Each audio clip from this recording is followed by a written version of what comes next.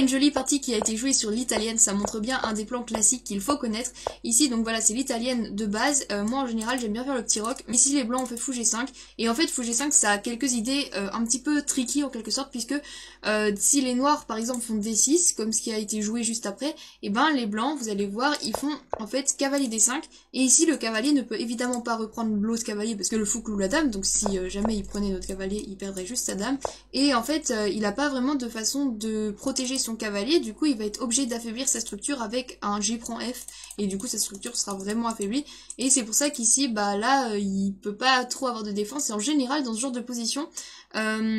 c'est pas fini bien sûr, mais les noirs sont pas du tout contents d'affaiblir leur structure, et en fait ils sont pas du tout contents évidemment du coup de se prendre cavalier D5, et en l'occurrence bah là il a fait fou E6 parce que bah c'est un coup de développement, mais bon il n'a pas de façon de protéger le cavalier, donc faut bien qu'il fasse quelque chose, et après cavalier prend F6, pion prend, et ben les blancs en fait ont une super attaque sur le roi parce que vous voyez que le fou contrôle les cases, et en même temps et ben ils ont affaibli la structure de pion des noirs, donc du coup maintenant après fou H6, par exemple tour 8, ici cavalier H4, et là en fait bah, les blancs on voit que leur plan est très très simple, ils vont essayer de mettre un cavalier en F5, ils vont essayer de ramener la dame soit de cette manière, soit de cette manière, si jamais le fou ne contrôlait pas la case, et puis ils vont juste essayer de faire un échec et mat sur la case G7. Et c'est ce qui s'est passé dans la partie, là les noirs se sont fait mater 3 coups plus tard, bon c'était un blitz hein, mais voilà, ça montre bien, ça illustre bien, mais là ils ont fait fou prend C4, et en fait ils ont laissé la case G4 à la dame, et après roi là, et ben il y a eu juste dame G7, échec et mat. Si jamais les noirs n'avaient pas fait cette erreur qui est quand même assez grosse, et avaient fait par exemple je sais pas dame D7, et ben ici peut-être que les blancs peuvent penser à faire des trucs comme dame F3, et ensuite dame G3 pour menacer le même mat,